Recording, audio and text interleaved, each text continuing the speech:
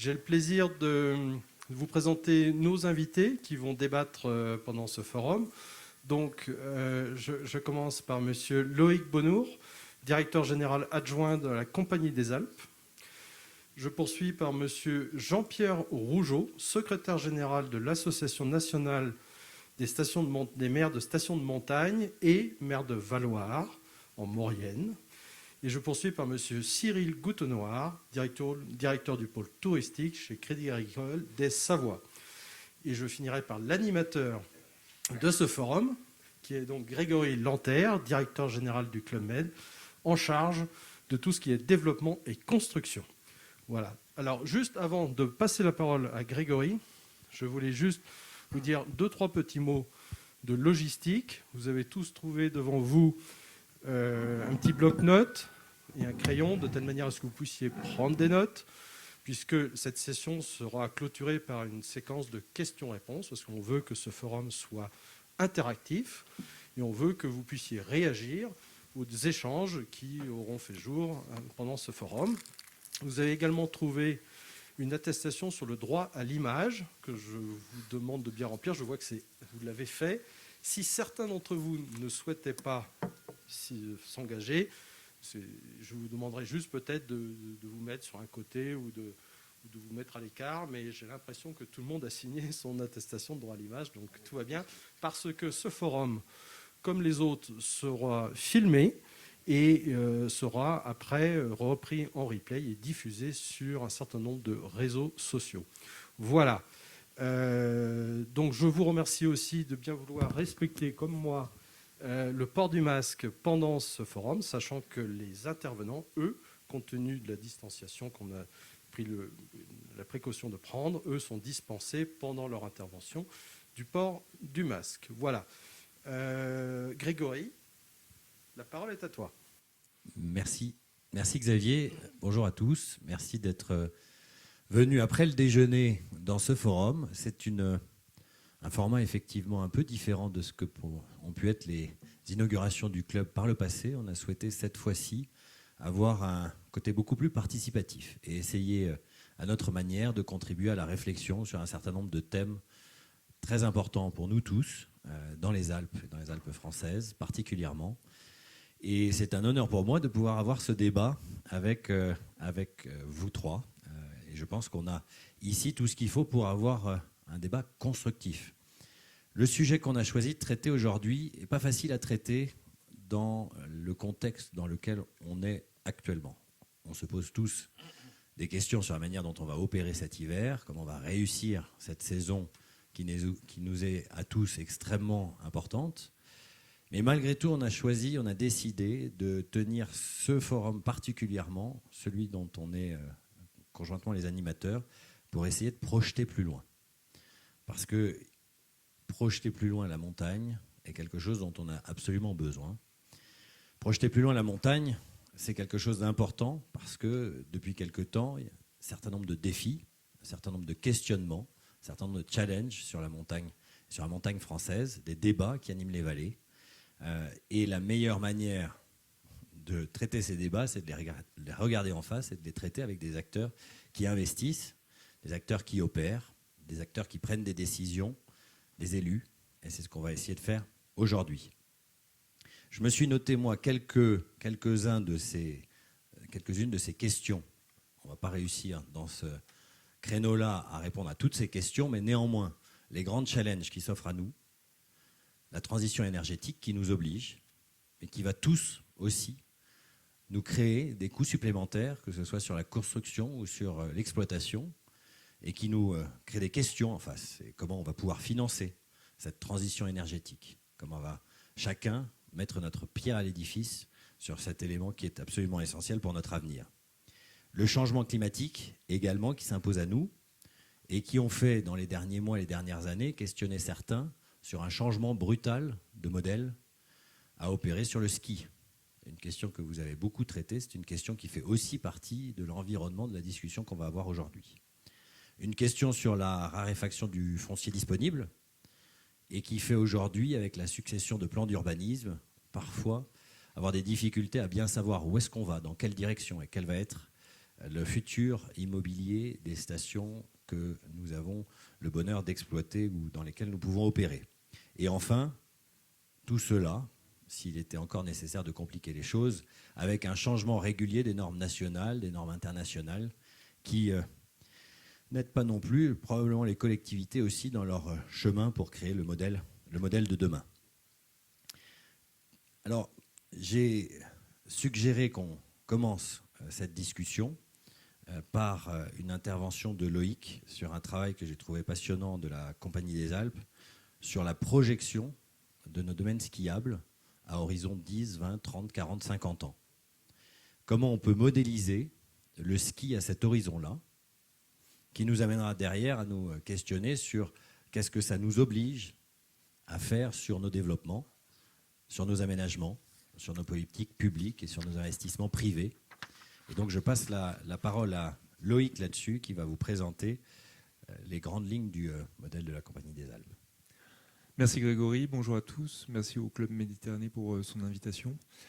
Alors, d'où vient le modèle impact? En fait, ça vient d'une première question, c'est savoir enfin de quoi nous parlons quand on parle de changement climatique. Alors, savoir, c'est peut-être un peu prétentieux. En fait, c'est des projections, donc comme toute projection, c'est forcément faux. C'est la meilleure chose qu'on peut aujourd'hui anticiper sur l'avenir. Quand on est un opérateur de domaine skiable, on gère des concessions. Ces concessions, on les contractualise sur une trentaine d'années. J'ai un certain nombre de concessions qui vont être renouvelées dans les 10 ans qui viennent. Ça veut dire qu'il faut au minimum 10 plus 30 que j'ai une vision à 2060. Si je n'ai pas une vision à 2060, en fait, je n'ai pas les outils qui me permettent de dire comment l'opération du domaine skiable va évoluer pendant la période pendant laquelle je vais le gérer.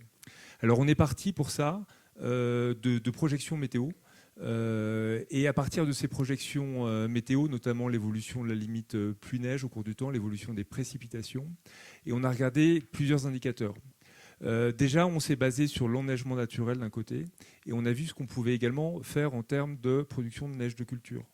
L'enneigement naturel, ça dépend de la limite pluie-neige et ça dépend des précipitations.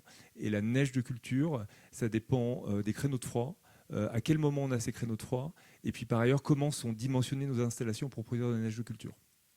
On a regardé différents pas de temps, parce que les projections météo dont on dispose sont des projections par pas de temps de 20 ans. Donc on a 2020-2040, 2040-2060, et on est allé jusqu'à 2080-2100. Sur chacun de ces pas de temps de 20 ans, on a regardé les années médianes, parce que vous savez que la météo, c'est quelque chose d'aléatoire, donc il y a des années avec, il y a des années sans, sauf que sur ces pas de temps de 20 ans, on peut isoler les 2 pires années, les 4 pires années et les années médianes, et il nous semblait que c'était une bonne façon d'avoir une vision de l'évolution de l'enneigement sur ces pas de temps. Et enfin, on a regardé 2 scénarios climatiques, vous connaissez sans doute les scénarios du GIEC au niveau mondial.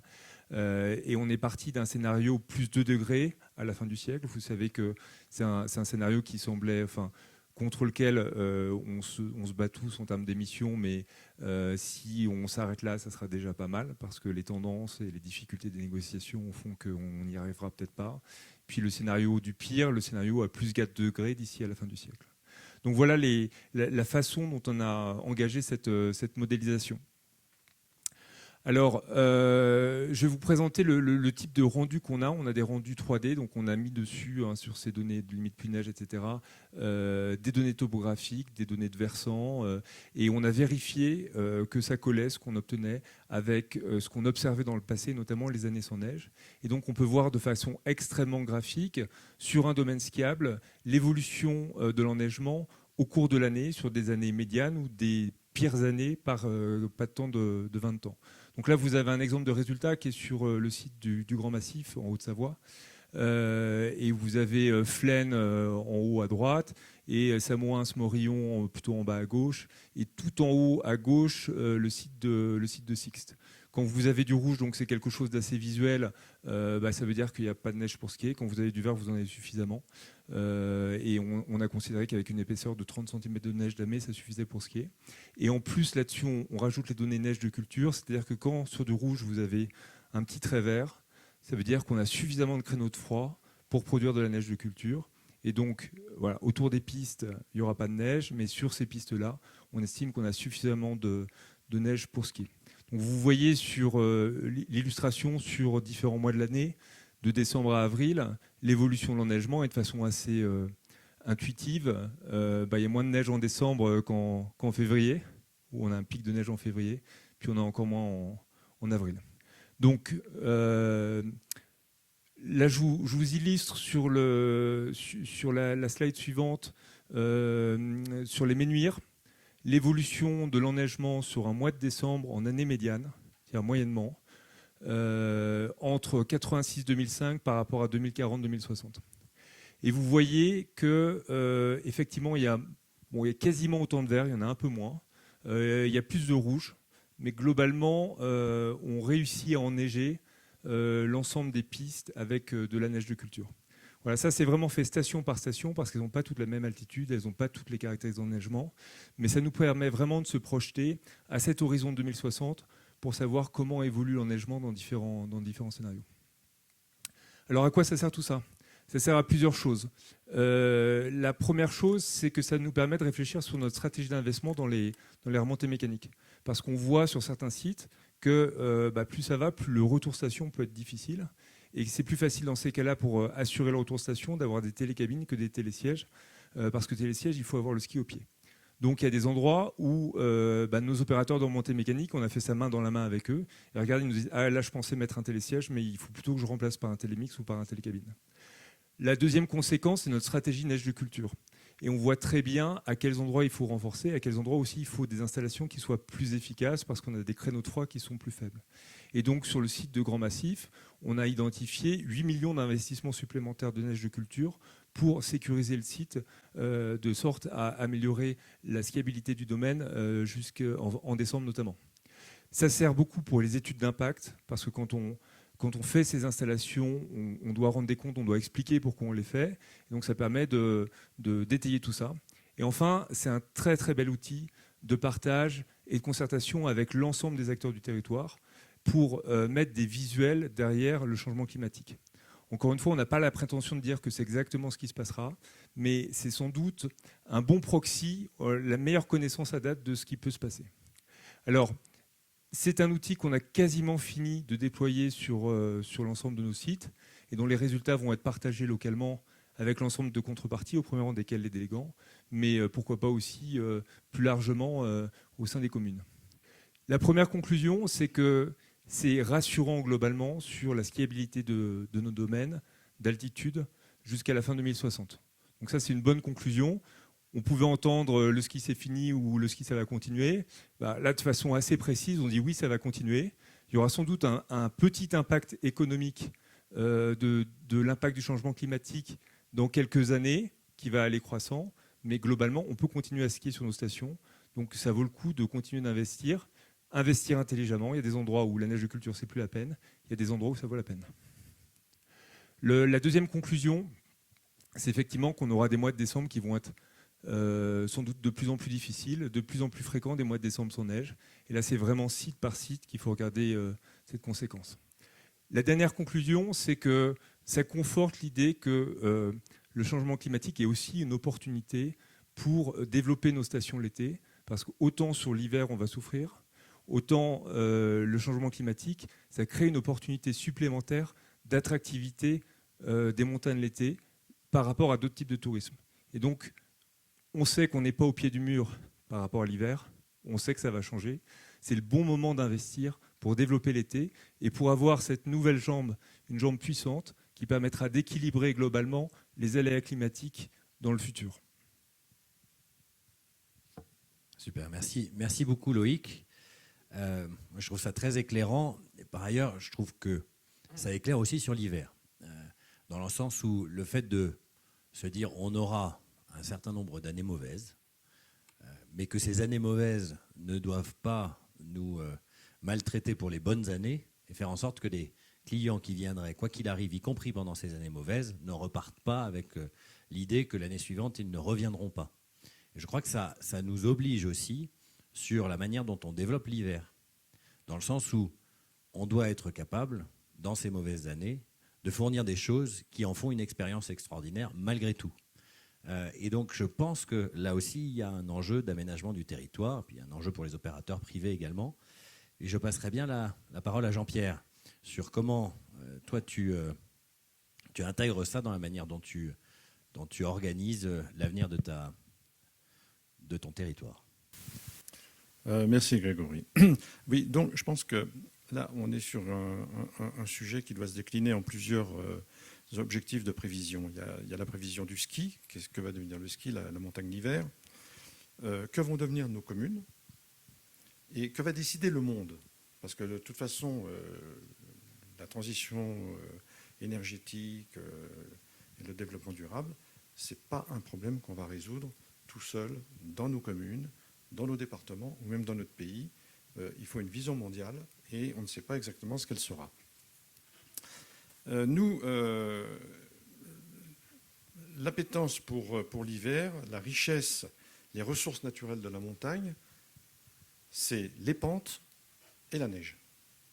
Pour l'instant, c'est véritablement ce qui attire, et les vacanciers ont une grosse appétence pour cette activité. Donc, effectivement, on se rend compte qu'on a encore au moins une quarantaine d'années où on pourra encore se faire plaisir. Mais en 40 ans, en plus, il y a des choses qui pourront changer. Peut-être qu'il peut y avoir des retournements de situation.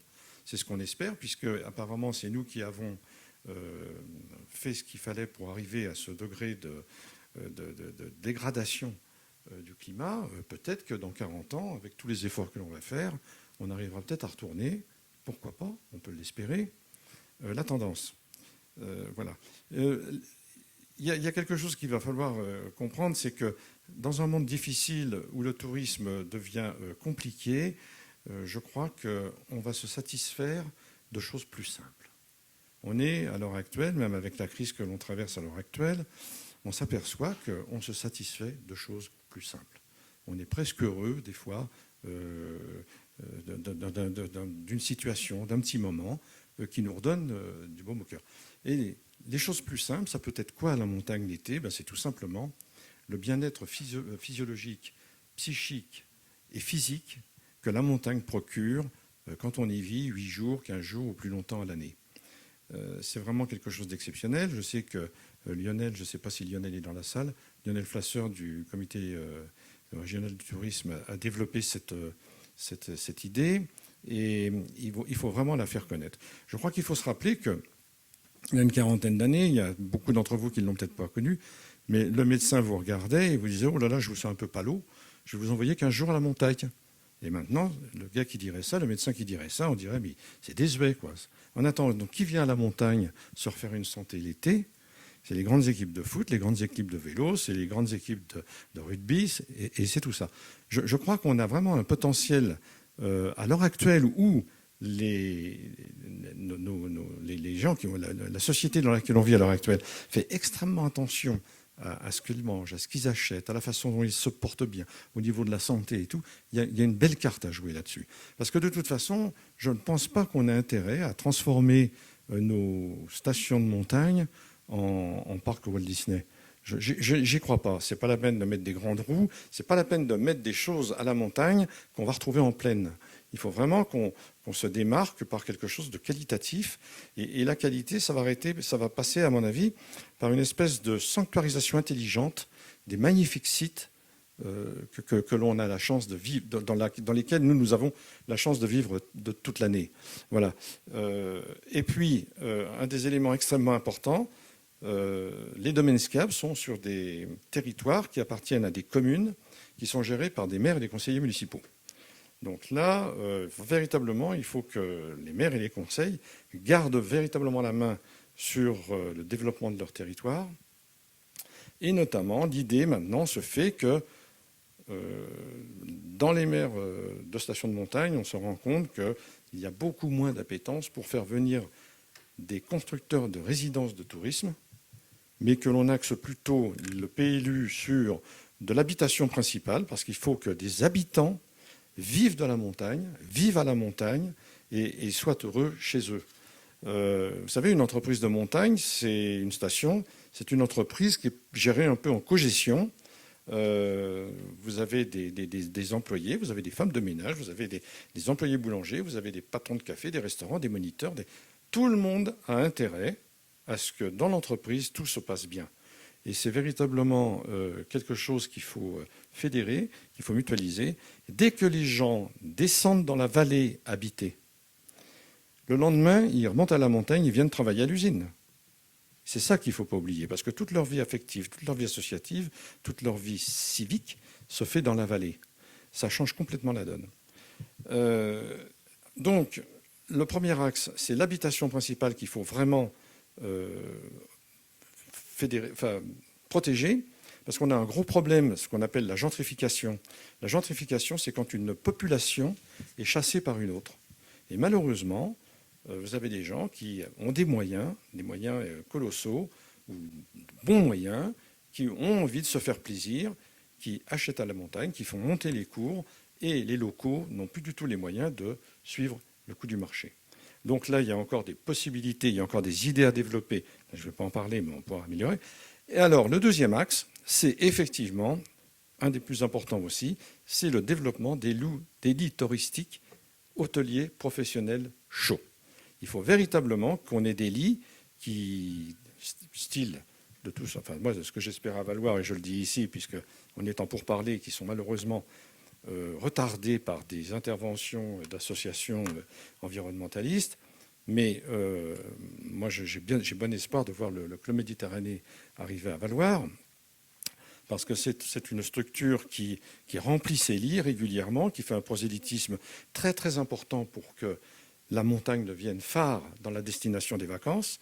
Et là, véritablement, on a besoin de ces opérateurs qui font tourner les lits.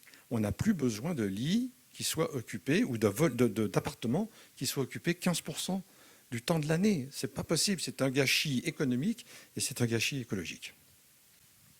Merci Jean-Pierre. Alors tu as fait vraiment le panorama et touché un certain nombre des sujets qu'on va traiter aujourd'hui. Donc je t'en remercie. Et en fait, tu touches la raison pour laquelle on a appelé ce forum aussi la désirabilité.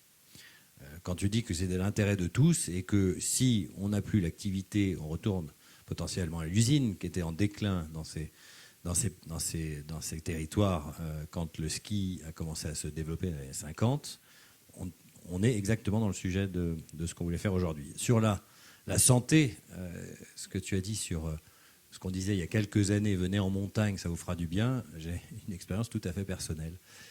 J'étais un enfant très malade quand j'étais petit, avec beaucoup de bronchiolite, à répétition.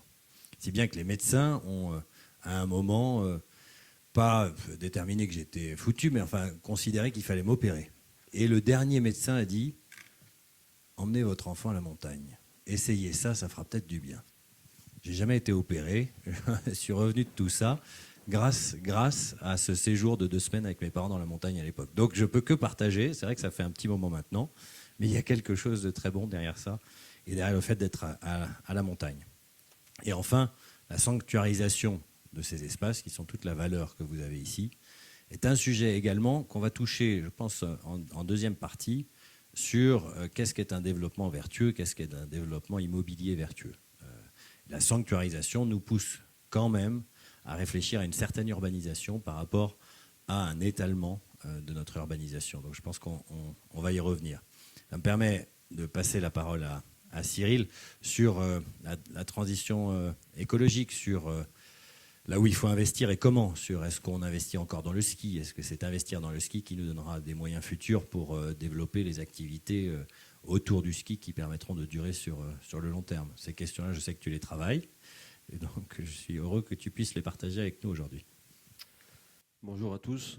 Déjà, ce qui est rassurant, c'est que Loïc nous a parlé quand même d'une projection sur les 30, 40, 50, 60 prochaines années qui est quand même plutôt rassurante pour l'avenir du ski. Donc, c'est quand même quelque chose d'intéressant. On a vu quand même pendant cette crise Covid que finalement, sans le ski, on avait quand même du mal à faire tourner nos économies. Donc, je pense que voilà, le ski, c'est pas fini.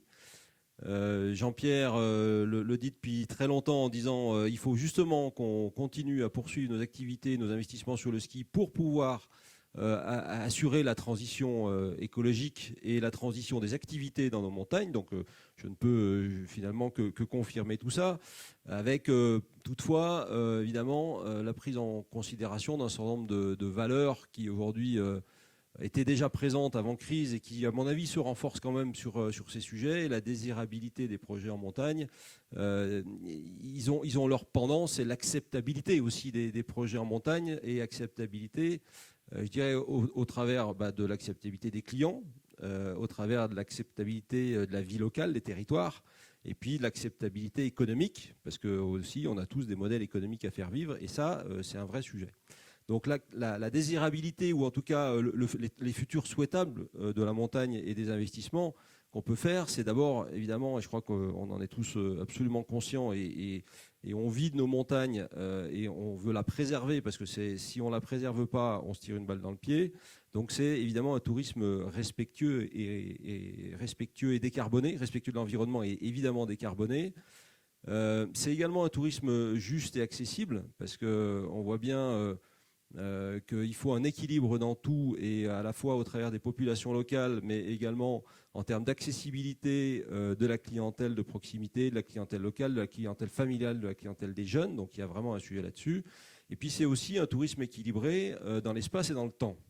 On voit, et on parlait de sanctuarisation de nos belles montagnes, on voit bien comment l'été, qui s'est quand même développé pendant la crise Covid, finalement, a aussi posé des problèmes d'équilibre, avec une population qui est venue en masse sur des territoires qui sont préservés, et que l'on n'a pas su, encore aujourd'hui, peut-être diriger, organiser. Ce qui n'est pas le cas, par exemple, je pense aux États-Unis, dans les parcs, où ils ont des joyaux extraordinaires. Par contre, on sait canaliser la population, on sait la mettre sur les sentiers qui vont bien, on sait l'éduquer, on sait lui expliquer ce que c'est que la montagne. Et donc je pense qu'on a aussi des sujets comme ça à proposer, et on a aussi à apprendre sur cette montagne, je dirais, équilibrée, et cette montagne juste pour tout le monde. Après, pour vraiment voir ce que c'est qu'un projet, je dirais, dans l'avenir, et pourquoi et comment on peut les accompagner, ces projets, ces rénovations. Alors, je fais un petit clin d'œil à Laureline Chopard, qui est de l'agence Pop Rock, qui nous aide actuellement pour définir un peu plus notre stratégie au Crédit Agricole, parce qu'effectivement, on baigne dans cet écosystème, et nous, on vit de cet écosystème également. Et donc, il faut qu'on ait une vision à long terme de la montagne. Et on est déjà quelque part dans le long terme, puisque quand on fait des crédits à 15 ou 20 ans, on est déjà dans la projection de ce qu'on peut faire. Et donc, ce qu'on observe aujourd'hui, c'est de se dire, finalement, on a trois prismes de lecture. Il y a un prisme économique, donc, qui effectivement, chaque modèle ou chaque projet doit aussi être équilibré économiquement au travers de la richesse créée localement. Ça peut être un sujet, comment on crée de la richesse localement. Et ce n'est pas seulement des fonds qui arrivent, et on voit bien comment la liquidité aujourd'hui est extrêmement abondante de partout, mais beaucoup dans la montagne également. Donc comment on maintient cette richesse et comment elle se réinvestit sur le territoire, je pense que ça c'est un des critères importants. Comment on arrive à équilibrer de plus en plus l'été et l'hiver, et je pense que vous en êtes aussi les précurseurs, puisque l'ensemble de vos resorts sont aujourd'hui ouverts l'été, donc avec une vraie volonté de faire les deux saisons, avec la volonté aussi d'élargir un peu plus ces deux saisons. On ne va pas parler de 4 saisons de montagne, je trouve que des fois c'est pas toujours évident, mais au moins deux vraies saisons, ça serait déjà pas mal. Une diversification hors ski, parce qu'effectivement il faut du ski, mais aussi socialement les gens ne veulent pas faire que du ski, donc il faut quand même qu'on y pense. Et puis d'un point de vue économique, on peut aussi parler de diversification hors tourisme, c'est-à-dire qu'on a vu aussi le développement du télétravail dans nos montagnes, et les gens viennent pour y vivre, pour y travailler. Et donc ça, c'est un développement économique possible. Le deuxième prisme de lecture qu'on peut avoir, c'est, je dirais, le social. Le social au travers évidemment du renouvellement de la clientèle, et notamment de la clientèle des jeunes, puisque la clientèle des jeunes, on voit bien globalement que notre clientèle de skieurs vieillit, et qu'il faut apporter des solutions pour faire revenir nos jeunes en station. Donc c'est la désirabilité de la montagne auprès de cette population locale et de cette population de jeunes, au travers de quoi notre capacité à les accueillir aussi, parce que ça c'est quand même un vrai sujet. On est tous montés en gamme, toutes les stations sont montées en gamme, et les jeunes ont aujourd'hui plus forcément la possibilité de venir. Voilà. On a un sujet de formation également. Ça, c'est quand même quelque chose d'important aussi, parce que il faut peut-être réinventer un petit peu la façon dont on enseigne le ski et de la façon dont on amène les jeunes à la montagne, puisque les classes de neige, elles ont un peu disparu malheureusement, même si les efforts des collectivités, notamment des régions, est assez actifs sur le sujet. On a des sujets, Jean-Pierre le disait, de vie locale. Il faut véritablement, d'un point de vue social, que nos villages vivent, et des villages avec des habitants permanents. Parce que si on n'a pas ces villages qui vivent toute l'année, finalement, on va faire quoi? On va faire des usines à ski qui au final, seront désuètes dans quelques temps. Et les gens, quand ils viennent, ils veulent voir de la vie, ils veulent voir des habitants, ils veulent voir, voilà, comme chacun, quand on voyage, on a envie de voir des populations locales, et c'est extrêmement important de faire vivre ces habitants localement. On a des sujets d'emploi et de logement, hein, on en parlait aussi, l'emploi, parce qu'il y a l'emploi saisonnier, il y a l'emploi permanent, et puis il y a l'emploi touristique. Donc il faut qu'on soit capable aussi peut-être, à Bourg-Saint-Maurice, je ne sais pas, d'avoir une école de formation qui permette à des jeunes de venir travailler en station, en restauration, en tourisme.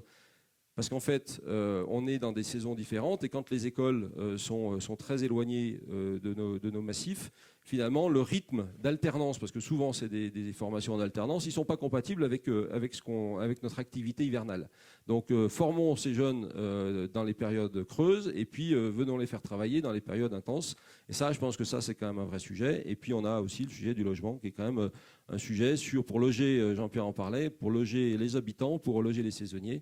On n'a pas privilégié dans les développements immobiliers des années précédentes ces sujets-là, et pourtant ils sont cruciaux. Et dernier prisme pour terminer, c'est finalement évidemment le prisme environnemental. On peut pas faire sans. On sait pas, on n'a pas encore, les décrets d'application sont pas encore parus, mais le zéro artificialisation nette des sols, ça c'est un vrai sujet. On a dans le plan montagne bétonné entre guillemets bétonné la montagne en faisant des choses aussi très bien. Hein, mais en tout cas aujourd'hui on voit bien que d'une part parce que les massifs sont contraints et que on a des plans de risque qui ne peuvent pas nous permettre d'étendre, mais d'autre part aussi, il faut qu'on pense, et ça c'est le vrai enjeu, et je salue Edith Martin-Bonenfant de la Foncière des Alpes, parce qu'on a un vrai sujet aussi de réhabilitation de l'immobilier de tourisme, et ça va nous occuper pendant les 10, 15, 20 prochaines années, mais c'est vrai que c'est une priorité. Mais on n'a pas encore véritablement trouvé quand même le modèle économique pour réhabiliter ces immobiliers qui sont soit des multipropriétés, soit des copropriétés, et quand on touche à la propriété immobilière, eh ben on n'est pas capable d'inciter les gens à le faire. Voilà. Et puis après, donc dans la partie environnementale, il y a évidemment la mobilité, comment on fait pour réduire à zéro ou quasiment zéro l'émission carbonée. Donc ça peut être comme on le fait à Flaine, ou comme on va le faire à Flaine, le Funiflaine, qui pour moi est quand même un symbole important de l'accessibilité à nos montagnes d'une manière décarbonée. Et puis évidemment, c'est la préservation de nos ressources, mais ça, je pense qu'on en est tous conscients, et je pense qu'on n'a pas besoin de faire des choses, parce que les habitants de la montagne savent que si ils détruisent leur propre montagne, ça sera une catastrophe pour tout le monde. Voilà, pour résumer un peu. Merci Cyril. Alors je vais rebondir avec une question qui n'est pas forcément facile à répondre, mais comme je sais que vous travaillez sur tous ces sujets dans votre plan stratégique, est-ce que vous voyez faire des conditions toutes particulières pour des investissements qui soient des investissements de transition écologique, de transition énergétique? Est-ce que c'est des choses que dans vos modèles, vous allez pricer différemment? Bon, déjà, les taux sont très, très, très bas. Les taux sont très, très, très bas. On est proche de zéro. Bon, déjà, alors faire un effort sur zéro quelque chose, 0, c'est déjà toujours un peu compliqué. Bon. Mais oui, très clairement. On a fait une tentative malheureuse, par contre, d'une réhabilitation d'une copropriété, enfin d'une multipropriété de 406 appartements dans une station qui est pas très loin en face. La Caisse des dépôts, la Foncière des Alpes, la CDA, évidemment, on s'est mobilisé pour essayer de sauver cette multipropriété qui allait partir en lit froid. Et on s'est dit, en tant qu'actionnaire potentiel de cette structure qui allait héberger, on dit il faut qu'on essaye de favoriser véritablement l'émergence de l'ICHO et la réhabilitation. Et on était prêt, évidemment, en tant qu'investisseur, parce que nous, notre business, c'est quand même de faire fructifier l'argent, faut pas rêver, mais de dire on est prêt à s'asseoir sur notre rentabilité pour justement pousser ces projets qui sont des projets innovants jusqu'à ce qu'on puisse trouver un modèle économique qui marche. Voilà. Donc on a une véritable vision à long terme et un vrai engagement à long terme. Bon, et moi, je dois témoigner sur le fait que les grandes foncières, les grands investisseurs qui investissent sur les objets comme un Club Med sont de plus en plus concernés par ces questions-là. Et la performance énergétique, bientôt la taxonomie européenne, qui est la manière dont l'Europe va nous permettre d'avoir une vision européenne de la performance d'un bâtiment ou de son engagement environnemental, vont être des éléments et des critères de choix pour un acteur, une foncière qui rachète un actif. Donc en réalité, la réglementation avance et va nous coûter sur la partie énergétique. Mais en réalité, de toutes les manières, les investisseurs et les foncières sont de plus en plus préoccupés, ou en tout cas intéressés par ces sujets-là. Et de facto, ça créera une différence de prix.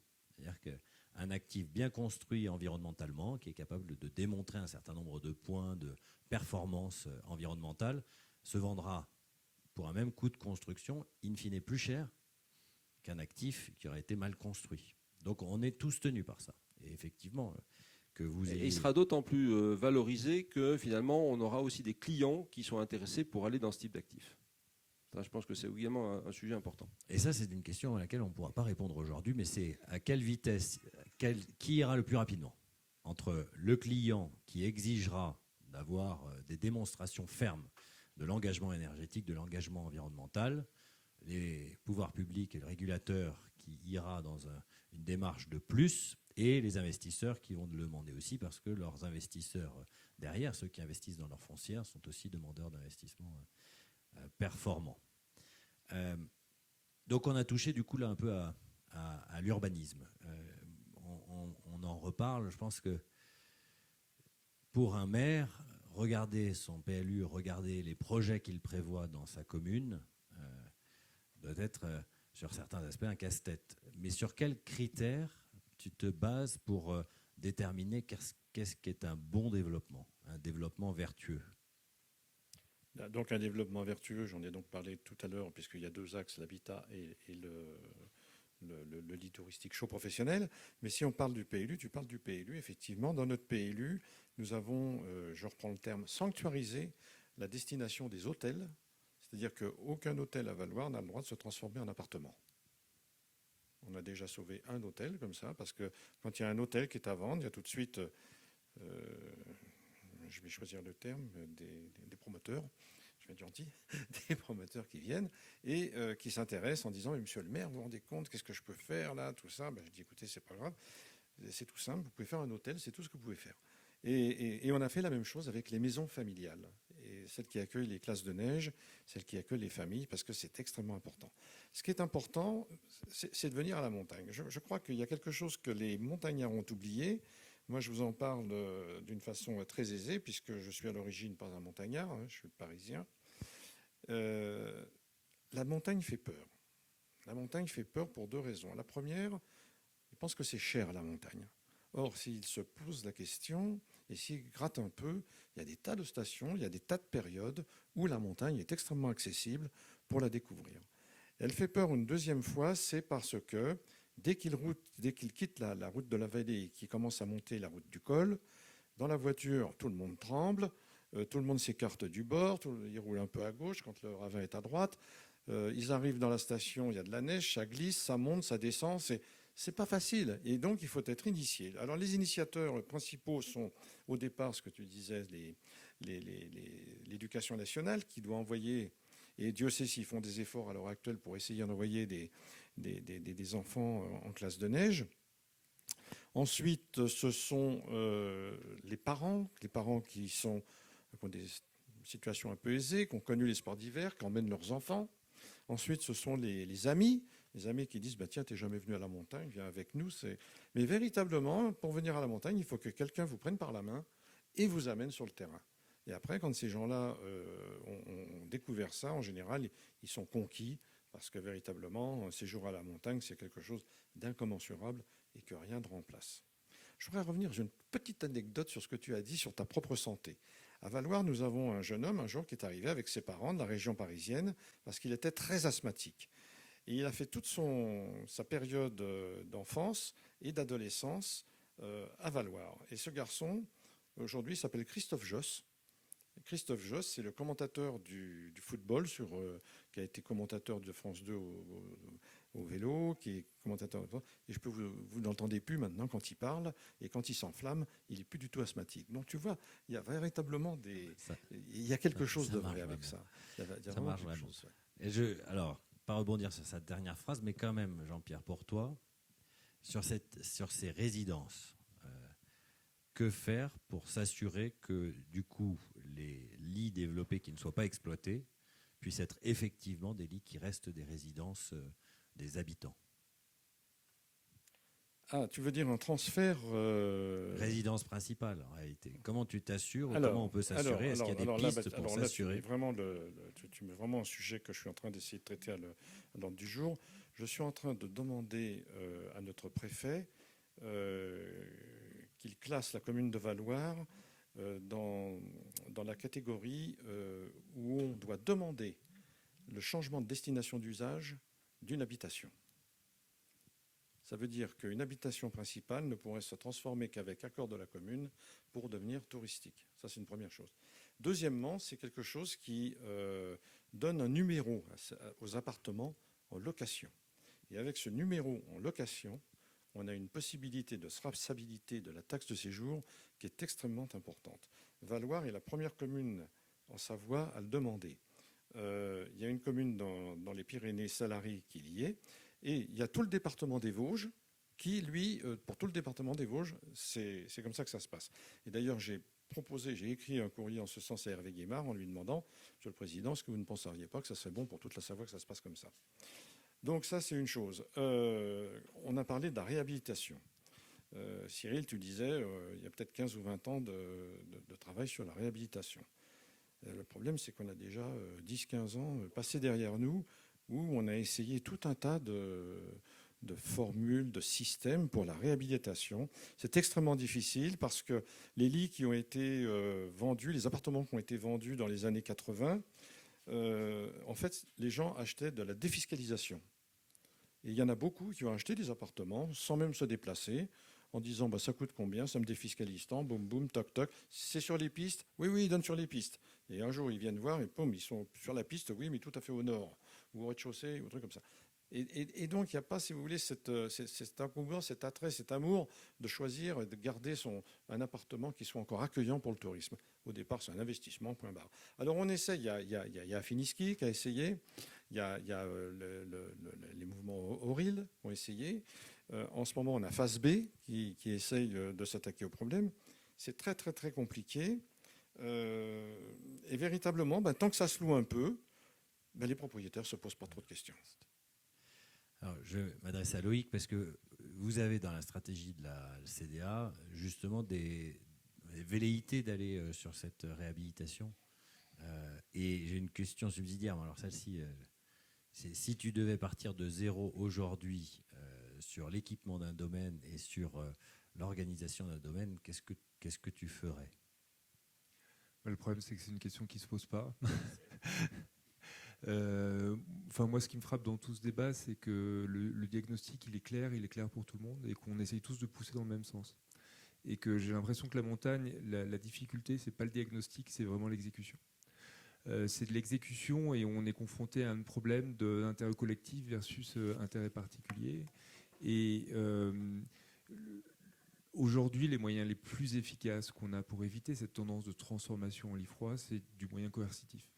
Parce que quand on essaye de se battre avec un marchand de biens pour rénover une multipropriété, on ne joue pas avec les mêmes armes. Parce que le marchand de biens, il a des avantages fiscaux.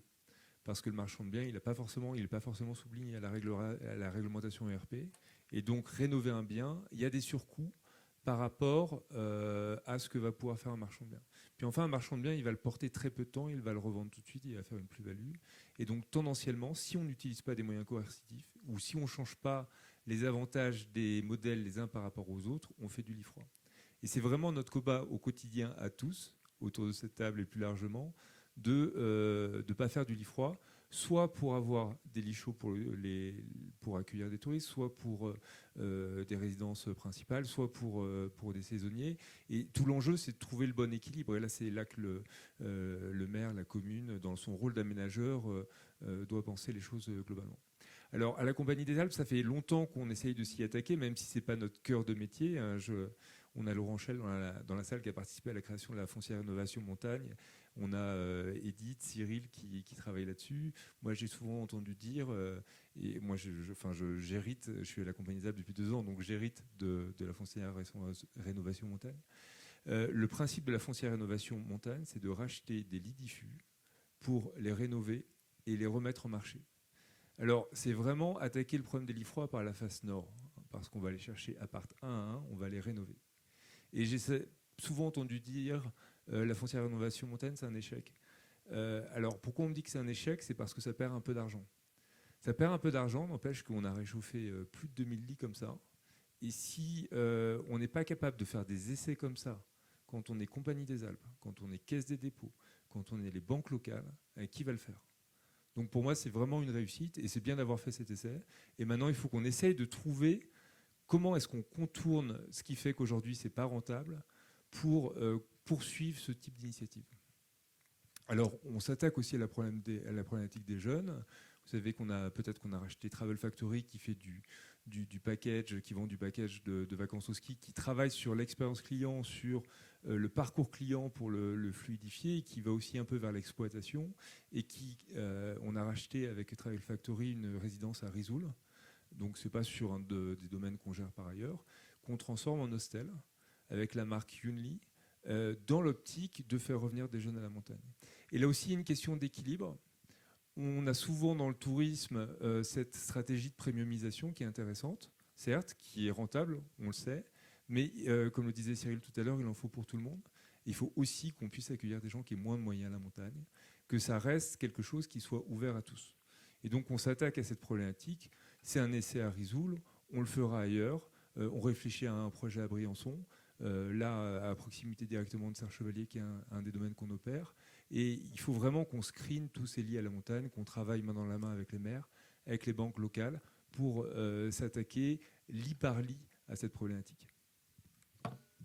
Je peux me permettre de rebondir sur Loïc, sur un sujet qui est important. Et après toi, alors il faudra qu'on passe la parole à Yannick pour un mot de conclusion avant de prendre des questions.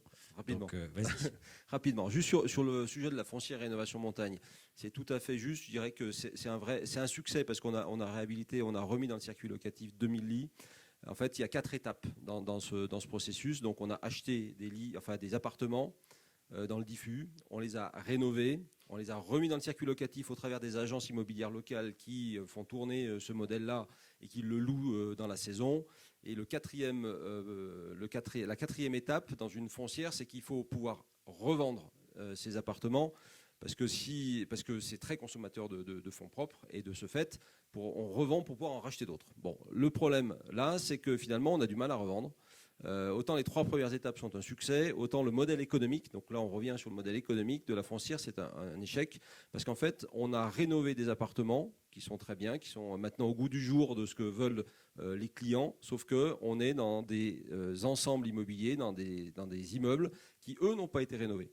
Et en fait, quand les gens rentrent là-dedans, ils disent bah ouais, mais moi, ok, j'ai un bel appartement, mais les communs, ils sont pas beaux. Et puis finalement, quand j'ai du neuf à côté, c'est peut-être pas si mal. Il y a un écart de prix qui est pas suffisant pour que je puisse acheter.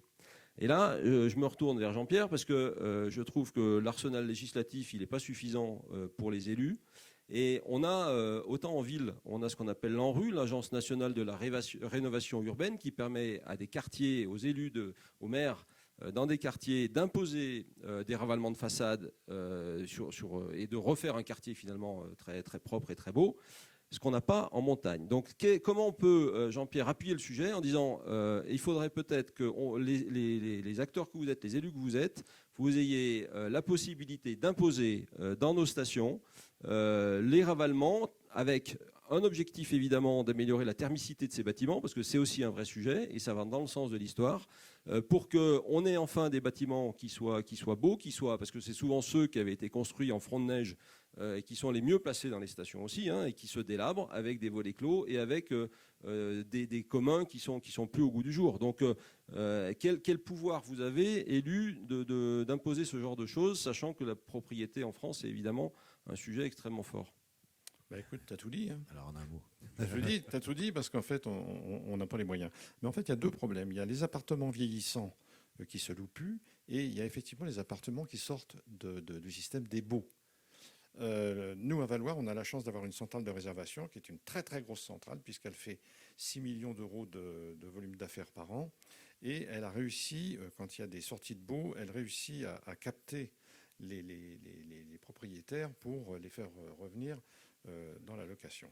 Alors on entend aussi souvent le fait de dire « Ah oui, mais s'il y avait des avantages fiscaux, les gens rénoveraient les communs. » Le problème, c'est que politiquement, aller faire passer maintenant le fait suivant, c'est-à-dire que vous aidez des gens qui ont une résidence secondaire à les rénover, alors que ceux qui ont une résidence principale, bien souvent, ne se trouvent pas assez aidés. C'est extrêmement compliqué. Donc voilà, il faut s'attaquer au... Enfin, si on n'a pas de réponse depuis 15 ans et si on espère en avoir une dans 15 ans, ça veut dire que quand même le problème est quand même très difficile à gérer. Et bon, c'est bien ce que vous avez fait en achetant ces appartements, ces immeubles. Mais comme tu dis, l'appartement est magnifique, mais s'il est dans un truc qui ressemble à quelque chose d'un peu désuet, ça pose un problème, effectivement. Bon, on a déjà ce point commun, c'est une prise de conscience collective et tout le monde a envie d'y arriver. Donc, ça va finir par aboutir. On avait dans notre concept de forum la possibilité d'avoir un grand témoin. Yannick, c'est toi qui as été désigné grand témoin. Ça me m'ôte le besoin de faire une conclusion, à vrai dire, et je suis très reconnaissant. C'est un témoin de je vais où, c'est pas un témoin de Jéhovah.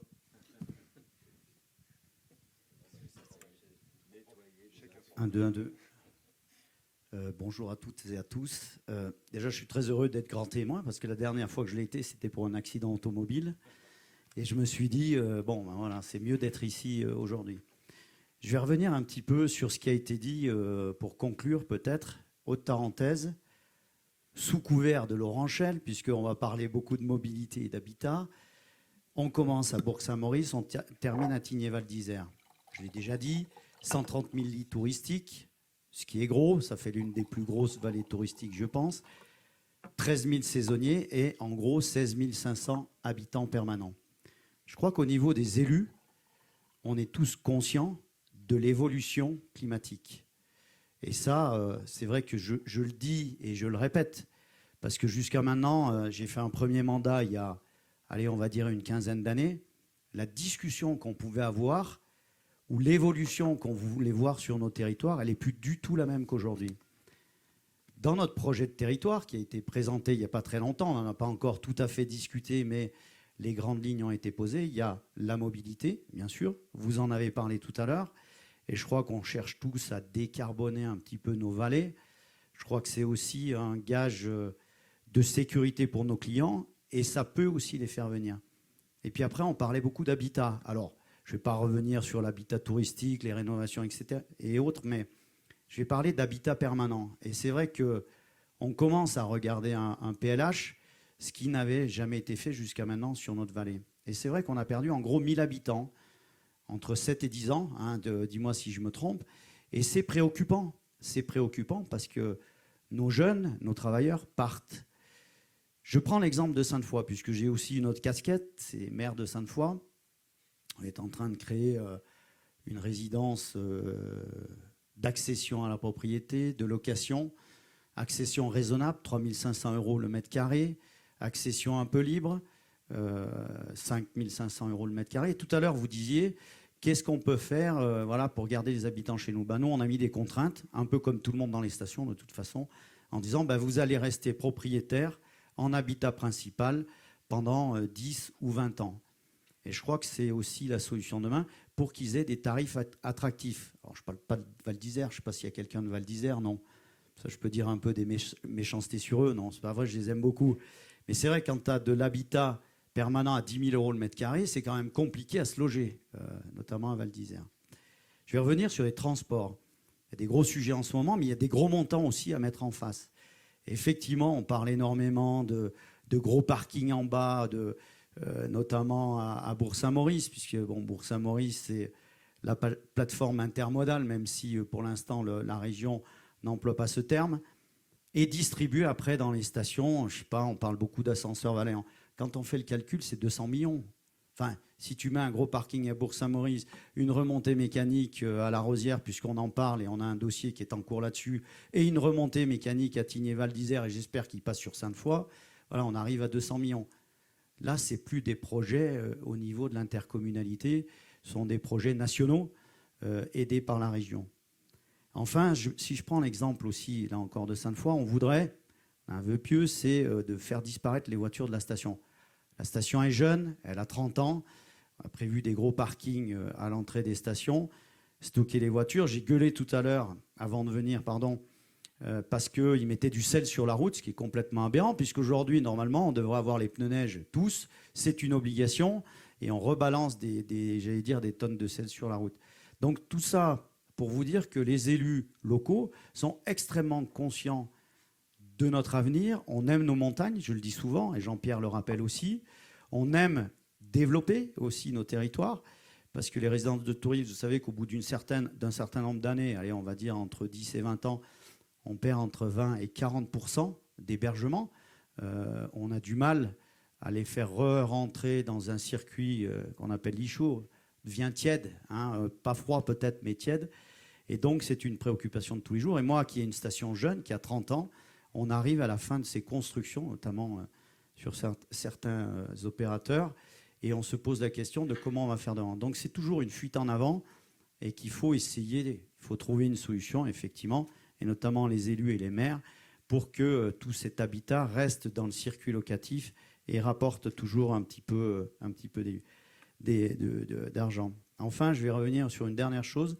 L'année dernière, quand les stations se sont arrêtées, les journalistes m'interrogeaient en me disant vous allez devoir vous réinventer. J'ai dit oui, madame, il n'y a pas de problème. Bon, c'était une dame, hein, c'est pas parce que ça aurait pu être un homme, mais d'autres m'ont posé la même question. Mais la première m'a dit ça va vous faire du bien, vous allez devoir vous réinventer. Je dis vous savez, madame, aujourd'hui, en 15 jours, déjà, c'est quasiment impossible de se réinventer. Et la deuxième chose, n'oubliez pas que ce qui paye le printemps, l'été, l'automne, c'est quand même l'hiver, parce que 90% de notre chiffre d'affaires, ça dépend des endroits, hein, mais chez nous, c'est le cas, c'est quand même l'hiver qui nous l'apporte. Donc on peut faire toutes les choses l'été, vous pouvez développer des sentiers, du VTT assistance électrique, on est en train de le faire, d'autres activités, vous pouvez amener les chevaux que vous voulez, mais ils seront payés de toute façon, au moins dans un premier temps pour l'hiver. Voilà. Donc j'espère que ça conclut correctement ce que vous avez dit. Et enfin, Sainte-Foy-Tarentaise est équipée à 65% de neige de production. On avait une capacité de production de 90 000 m3 d'eau. On passe à 250 000 m3 avec une retenue collinaire. Je pense que là aussi, on est tous conscients que c'est les derniers moments de s'équiper de ce type de choses. Mais c'est aussi la pérennité de nos stations demain.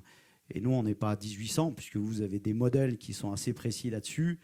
Nous, on est à 1500. Bon, ça va, il fait froid à Sainte-Foy. Et puis, vous avez vu ce matin, les canons, les enneigeurs, crachaient. Donc voilà, on est assez serein là-dessus. Merci en tout cas. Merci Yannick, parfait. Est-ce qu'on a, Xavier, un peu de temps pour prendre des questions? Oui, bien sûr. On a quelques minutes, une dizaine de minutes pour prendre toutes les questions qui nous souhaiteraient. Ah, voilà, Sophie, alors ça nous fait plaisir. Tiens, le micro pour Sophie. C'est pas faux. On essaye comme ça, Sophie.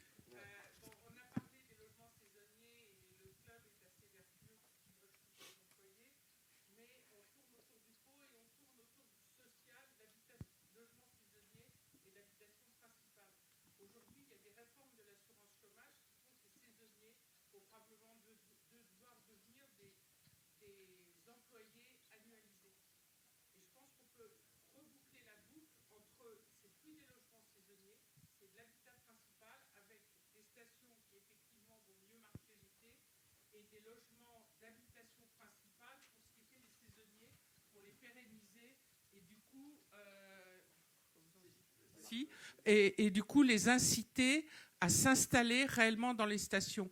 Donc ça résout à la fois le problème de l'habitation principale dont on parlait, du logement saisonnier dont on aura peut-être moins besoin, et surtout de trouver des employés en station, puisqu'on sait aujourd'hui que c'est tous notre problème dans l'hôtellerie et la restauration. Donc je pense que cette modification de l'assurance chômage peut nous aider à devoir retrouver un nouveau modèle d'annualisation des employés des stations de montagne. Merci Sophie. Alors c'est donc pas une question mais un commentaire. Il est tout à fait valide. Et on en parlait avec Loïc il n'y a pas longtemps. Alors, tu n'étais pas là ce jour-là, mais on a parlé de ça avec nos collègues, du sujet de destination employeur.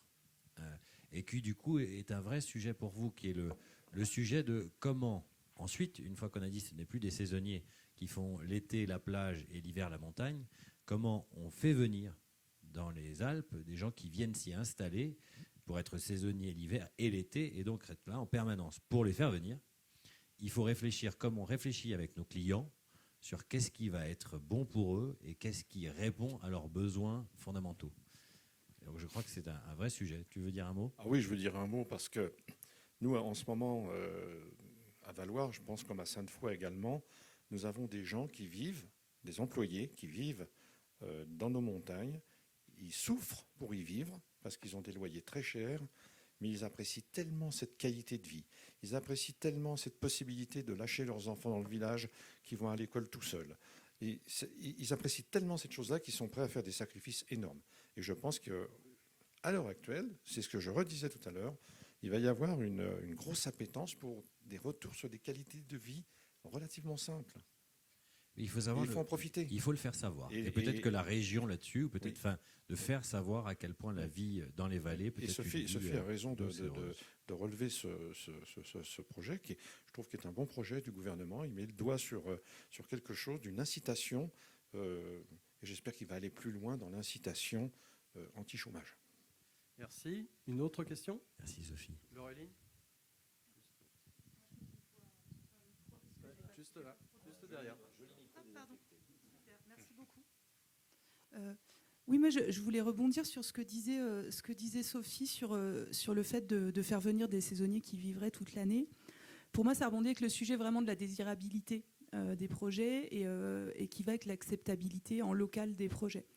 Pour avoir beaucoup discuté du sujet avec Xavier Le Guillermic, moi j'ai une conviction, c'est de dire aujourd'hui d'arriver sur un territoire avec un projet en disant oui mais nous on crée 300 emplois, en fait ça suffit plus. Peut-être qu'il y a 10 ans ça suffisait. Et en fait aujourd'hui, moi j'ai la conviction que pour que les projets et les grands projets soient acceptés sur un territoire, il faut qu'on montre qu'ils participent et qu'ils sont au service de l'ensemble de la vie sur ce territoire. Et ça veut dire que sûrement en tant qu'acteur de ces grands projets, on doit vraiment avoir une vision holistique de ce qu'on apporte au territoire. Donc, ce n'est pas forcément raisonner sur mon activité touristique sur mes 6 mois, mais demain, pour moi, le Club Med et d'autres devraient créer une université à Bourg-Saint-Maurice pour que vos saisonniers d'hiver deviennent aussi des animateurs de sport de nature l'été. Devraient peut-être mettre à disposition des ateliers de cuisine pour faire de la mise en bocaux à l'automne. Je dis n'importe quoi. Et en fait, pour moi, c'est vraiment ce que le cabinet Utopie appelle la notion d'entreprise pollinisatrice, en fait. C'est de dire des fois, on vient sortir de sa propre activité pour se mettre au service d'un territoire, parce qu'en fait, c'est parce que ce territoire est vivant qu'il est attractif touristiquement. Aujourd'hui, il y a de moins en moins de gens qui ont envie de venir dans un endroit où il n'y a pas de vrais gens qui vivent.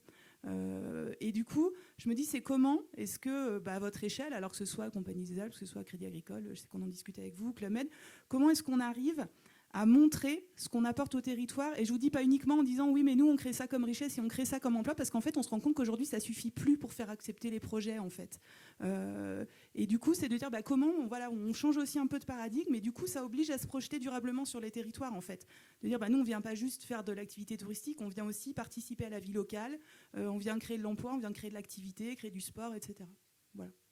C'est effectivement une excellente question. Je passerai peut-être la parole à Xavier si vous avez eu le débat à plusieurs reprises, mais c'est vrai qu'au Club Med, et peut-être qu'on le fait moins dans les Alpes, mais je crois qu'on a beaucoup d'initiatives dans ce sens-là, qui se savent peut-être pas assez, qui vont probablement pas assez loin, donc il faut qu'on y travaille, c'est un bon message. Mais dans tous les territoires où on intervient, on a ce genre d'initiative. On a ça, c'est bien loin d'ici et sur un autre format, mais au Sénégal, la Fondation Club Med accompagnent l'ensemble des populations avoisinantes et les ont accompagnés pour redévelopper des cultures maraîchères. Cultures maraîchères qui s'étaient perdues et qui permettent d'alimenter les cuisines du club. Et donc ça a complètement transformé la vie des hommes et des femmes du voisinage. Et on n'a peut-être pas été aussi loin dans notre approche. Ici dans les vallées, il y a peut-être quelque chose à faire. Je ne sais pas, Xavier, si tu veux. Oui, on a souvent parlé de ce sujet, effectivement, mais le sujet est complexe et vaste, en fait, parce que nous, d'abord, quand on s'implante dans un territoire, on s'y implante pour plusieurs décennies, en général, hein. Pas seulement pour 5 ans, 10 ans, mais en général pour 20 ans, 25 ans, 30 ans, voire plus. Et donc, le sujet, c'est aussi de développer le territoire par l'employabilité.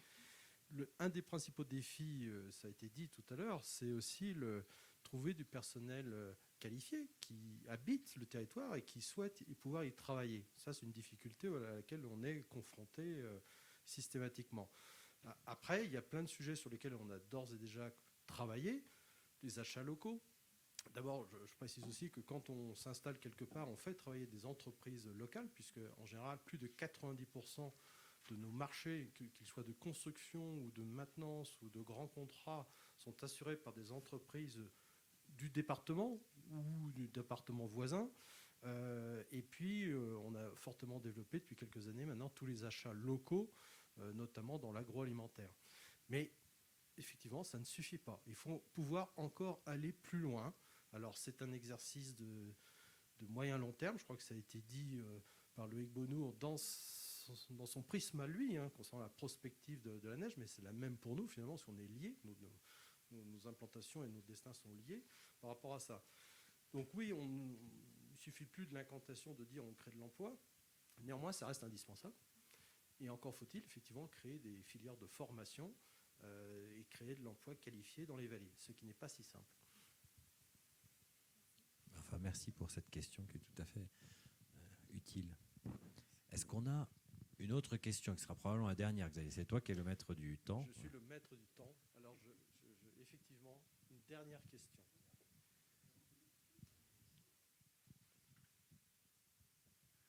Bonjour, Jean-Michel Villot, je suis architecte. Alors, vous parlez de la rénovation des appartements. Moi, ça fait 35 ans que je l'ai commencé avec Savoie Tourisme Blanc qui cherchait à savoir comment on pouvait retransformer le logement. Ce que je trouve dommage, c'est que la réflexion sur comment on transforme le logement n'a pas évolué depuis 35 ans et vous ramez depuis 35 ans de la même manière. Alors, comment le faire? Je n'ai pas éventuellement la solution. C'est vrai qu'encourager, comme disait Monsieur le maire, c'est inciter les gens par des mesures financières. Non, je ne suis pas d'accord. En effet, on ne va pas avantager des gens qui sont en secondaire. S'ils n'ont pas d'argent, ils revendent leurs biens là-dedans. Mais est-ce qu'il n'y aurait pas un cercle vertueux en disant, pour inciter les gens, parce que vous disiez aussi que vous perdez de l'argent sur les biens, mais si on incite quelqu'un qui a son appartement en disant, si vous louez, nous tous ensemble dans la station, on se met, vous avez un forfait gratuit pour vous et votre famille. Vous avez peut-être les restaurateurs vont vous aider à avoir 20% de réduction. Je ne sais pas, tout un ensemble, parce que c'est toute la station qui est. On le sait bien que quand vous avez un appartement que vous louez, c'est derrière 12 semaines à 4 personnes, c'est énormément de forfaits qui tombent, c'est énormément de gens qui consomment. Et actuellement, alors je ne sais pas si ça a été fait dans ce sens-là, mais là au moins l'argent peut revenir, l'argent reste dans la station, l'argent des locations reste dans une banque montagne. Pour que tout ça, ça soit un petit peu vertueux, parce que c'est, enfin, je sais pas, je trouve qu'en effet, on a cette, vous voyez la foncière. J'ai travaillé aussi sur la foncière au tout début je crois que c'est Deux Alpes Loisirs, là, quand vous avez racheté les Deux Alpes, travailler dans ce sens-là, on travaille avec eux à faire des résidences dans lesquelles, en effet, ils essayent de vendre pas cher leurs biens pour pouvoir avoir des loyers pas chers et pour avoir en effet des gens derrière eux. Et puis juste une petite dernière question sur les jeunes. Et c'est vrai que je relisais un petit article dans l'Idée Montagne, qui était le président de la CDA qui en parlait. C'est vrai que les jeunes, la concurrence, si on le sait, la concurrence, c'est Barcelone. Hein, enfin, c'est les grandes villes. Hein, quand vous avez un jeune qui a 100 €, qu'est-ce qu'il fait dans le week-end? Il va à Barcelone. C'est 24 € le ticket, plus derrière des consommations de bière. Quand vous avez... J'ai des jeunes ici. Mon père, il a un chalet à la montagne. Mais j'y vais pas à la montagne. Ça coûte 50 balles le forfait, ça coûte 25 balles la consommation. Ses copains ne viennent pas. Donc, c'est comment inciter aussi les gens quand on va à Val d'Isère. Si je vais avec mon gamin qui a 15 ans, c'est 50 € le forfait pourquoi il n'y a pas plus d'incitation? C'est un petit peu là-dessus, on reste un peu très, très, très élitiste et on ne se met pas, je ne sais pas, au niveau, en effet, d'être, entre parenthèses, un petit peu plus social. Je travaille énormément à Val d'Isère, donc je connais ça, mais c'est vrai qu'on est en train de créer quelque chose de très haut niveau et d'oublier, on a plus de jeunes, les jeunes de entre 20 et 30 ans ne vont plus à la montagne, parce qu'ils n'ont plus les moyens d'y aller. Et là, il y a un effort à faire, il y a un effort financier certainement à faire. Là-dessus, je ne sais pas lequel, je n'ai pas les solutions, hein, je ne suis pas à mettre là-dedans, vous êtes dû essayer certaines choses, mais voilà, c'est comment y arriver. Merci pour cette remarque très intéressante sur le prix du forfait, mais ça serait un trop long débat, je crois.